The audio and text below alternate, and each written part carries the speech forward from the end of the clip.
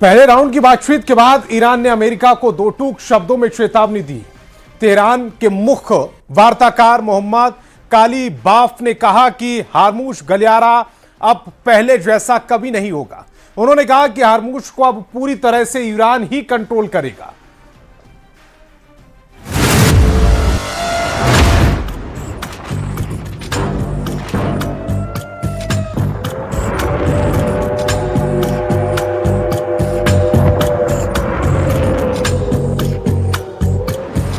Lebanon में Israel का war zone active है और ईरान में अमेरिका की डील पर वॉर मीटिंग हो रही है। एक war zone out of control हो गया है तो दूसरे वॉर जोन में कभी भी बारूदी विस्फोट हो सकता है। क्या अमेरिका से डील के बीच ईरान ने फिर से हॉर्मुज में माइन बम को एक्टिव कर दिया है? क्या तेल की नस पर ईरान ने फिर से हाथ टाइट कर दिया है? डील से ईरान अमेरिका की जंग खत्म होने वाली है या दूसरा राउंड शुरू होने वाला है? डील पर साइन होने के बाद भी हॉर्मुज पर ईरान के तेवर बहुत सख्त हैं। ईरान ने अभी तक परमाणु प्रोग्राम पर अमेरिका से कोई बात तक नहीं की है। तो क्या ईरान ने परमाणु बम बना लिया है? तेहरान के आक्रामक तेवर क्या ट्रंप को नई ललकार हैं? क्या मुश्तबा खामेनी हॉर्मुज को फिर से जंग का एपिसेंटर बनाने जा रहे हैं? 28 फरवरी को जब अमेरिका ने इजराइल के साथ मिलकर ऑपरेशन एपिक फ्यूरी लॉन्च किया तो सबसे पहले ईरान के न्यूक्लियर साइट पर हमला किया, फिर तेहरान के मिसाइल बेस को टारगेट किया, आईआरजीसी के हेडक्वार्टर और ईरान की टॉप लीडरशिप को निशाना बनाया। एक सीक्रेट कंपाउंड पर एयर स्ट्राइक कर सुप्रीम लीडर अली खामेनी को मार दिया। अमेरिका और इजराइल के इस हमले के बाद शुरू हुआ ईरान का असली युद्ध। हमलों के तुरंत बाद ईरान ने हॉर्मुज गलियारा बंद कर दिया। जिस रास्ते से दुनिया का 20% तेल गुजरता था उस पूरे इलाके में माइन बम एक्टिव कर दिए। आईआरजीसी ने न सिर्फ जहाजों का रास्ता रोका बल्कि हॉर्मुज से गुजरने वाले हर जहाज को जलाना शुरू कर दिया। माइंस, स्पीड बोट, ड्रोन्स और एंटीशिप मिसाइल से कई कारोबारी जहाजों पर भी अटैक हुए। अभी भी हॉर्मुज पूरी तरह से नहीं खुला है। इस गलियारे में टेंशन है।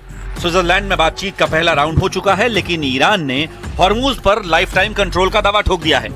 मतलब तेहरान की मर्जी के बिना हॉर्मुज से एक भी जहाज ना इधर जाएगा ना उधर।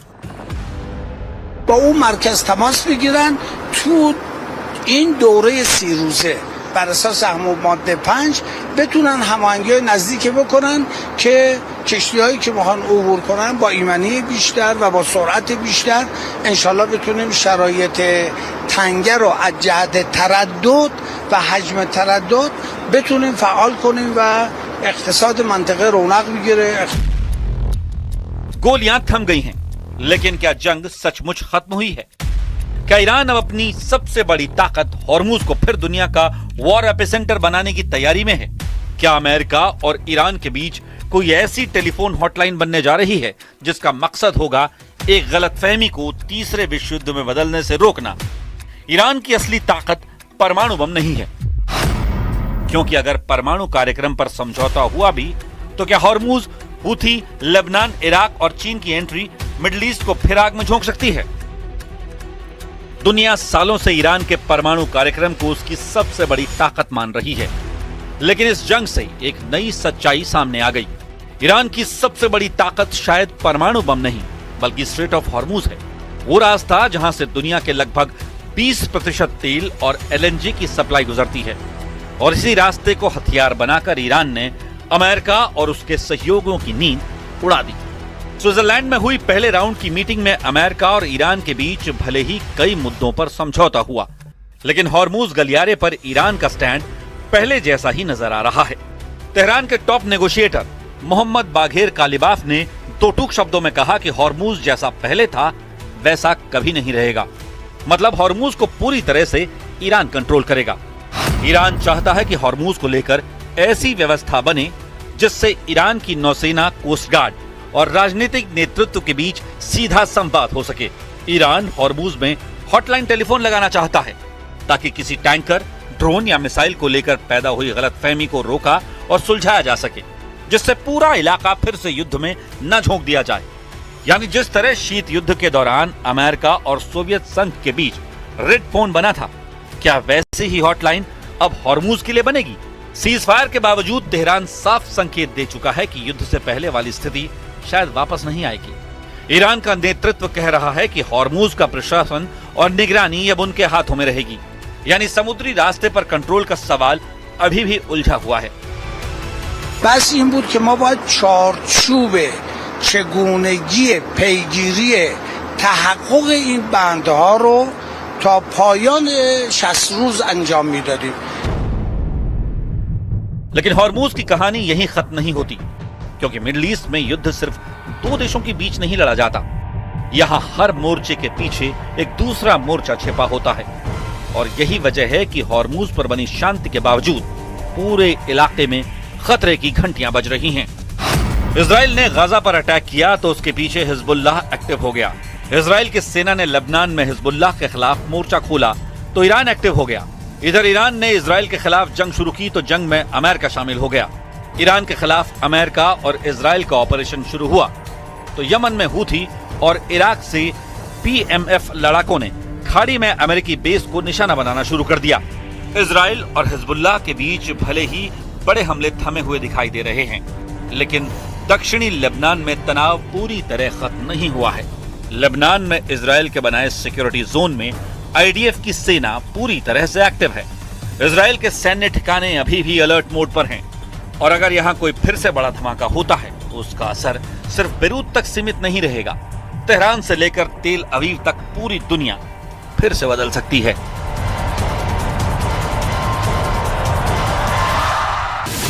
ईरान पर हुए हमले के बाद मार्च में हूथियों ने इजराइल पर बैलिस्टिक हमला कर दिया था। IRGC और हिजबुल्लाह के साथ तालमेल करते हुए हर फ्रंट पर जंग लड़ने का ऐलान कर दिया।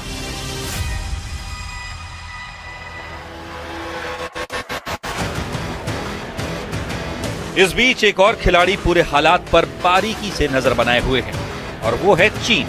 क्योंकि चीन सिर्फ ईरानी तेल का सबसे बड़ा खरीदार ही नहीं है, बल्कि पश्चिम एशिया में अपना प्रभाव बढ़ाने का मौका भी तलाश रहा है। अगर वॉशिंगटन और तेहरान के बीच फिर दूरी बढ़ती है तो बीजिंग खुद को एक ऐसे साझेदार के रूप में पेश कर सकता है जो बिना युद्ध के भी अपना खेल खेलना जानता है।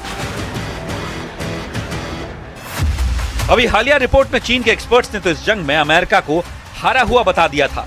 चीन ने दावा किया कि अगर युद्ध के बाद भी ईरान की सत्ता बची हुई है, अगर उसके प्रॉक्सी अभी भी एक्टिव हैं, और आखिर में अमेरिका को ही समझौता करना पड़ा, तो क्या ट्रंप अपना मकसद हासिल नहीं कर पाए?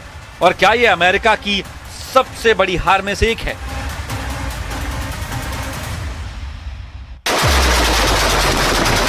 लेकिन सबसे ज्यादा बेचैनी इराक को लेकर है, जहां ईरान समर्थित कई लड़ाका गुट अभी भी एक्टिव हैं। इस गुट ने जंग के दौरान अमेरिकी ठिकानों पर पहले भी कई बार रॉकेट और ड्रोन हमले किए, और यही वजह है कि पेंटागन किसी भी सरप्राइज अटैक को लेकर बेहद अलर्ट है। क्योंकि अगर इराक में फिर से कोई मोर्चा खुला तो उसका असर सीधे अमेरिका और ईरान डील पर पड़ेगा। इन सब के बीच सबसे बड़ा रहस्य अभी भी कायम है। क्या ईरान का परमाणु प्रोग्राम पूरी तरह से खत्म हो चुका है, या फिर उसके कुछ हिस्से अभी भी सुरक्षित हैं? क्या तेहरान ने अपनी असली ताकत दुनिया की नजरों से बचाकर रखी है? और क्या यही वजह है कि समझौते के बावजूद अमेरिका और इजराइल पूरी तरह निश्चिंत नहीं दिखाई दे रहे? آغاز مذاکره در مورد این دو موضوع منوط به اجرای بندهای مشخصی از یادداشت تفاهم هست. ما داریم تلاش میکنیم برای اینکه همه این بندها به عنوان پیش زمینه‌های شروع مذاکرات محقق بشه. بخشش محقق شده، بخشش در حال. यही वजह है कि सवाल सिर्फ हॉर्मूज का नहीं है, सवाल उस पूरे इलाके का है जहां बंदूकें शांत होने के बाद भी बारूद जिंदा रहता है, जहां सीज फायर के बाद भी मिसाइलें साइलेंट मोड में एक्टिव हैं।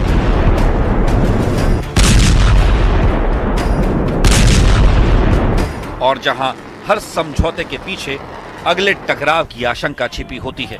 तो क्या हॉर्मूज में बनने वाली हॉटलाइन तीसरे विश्व युद्ध को टालने का जरिया बनेगी, या फिर इतिहास एक बार फिर साबित करेगा कि मिडिल ईस्ट में शांति अक्सर अगले तूफान से पहले की खामोशी होती है।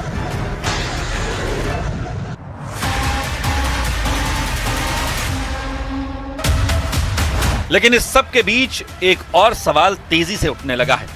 क्या मिडिल ईस्ट में एक नया शीत युद्ध शुरू हो चुका है? एक तरफ अमेरिका और उसके सहयोगी, दूसरी तरफ मुज्तबा खामेनी के नेतृत्व में नया ईरान, जहां सीधी लड़ाई से ज्यादा दबाव, प्रतिबंध, समुद्री रास्ते, प्रॉक्सी नेटवर्क और परमाणु क्षमता के जरिए शक्ति प्रदर्शन हो रहा है। यानी क्या स्ट्रेट ऑफ हॉर्मुज 21वीं सदी का नया क्यूबा मिसाइल संकट बनता जा रहा है, जहां एक गलत अनुमान, एक गलत मिसाइल मिसफायर या समुद्र में हुई एक छोटी सी गलती पूरी दुनिया को बड़े टकराव के मुहाने पर ला सकती है। फिलहाल बंदूकें खामोश हैं, लेकिन भरोसा नहीं लौटा है। मिसाइलें शांत हैं, लेकिन खतरा खत्म नहीं हुआ है। और यही वजह है कि सवाल अभी भी जिंदा है। क्या अमेरिका और ईरान के बीच हुई डील वाकई शांति का समझौता है, या फिर दूसरे राउंड से पहले का सिर्फ एक युद्ध विराम? क्योंकि मिडिल ईस्ट में इतिहास गवाह है, यहाँ जंग खत्म नहीं होती, सिर्फ अपना चेहरा बदलती हैं।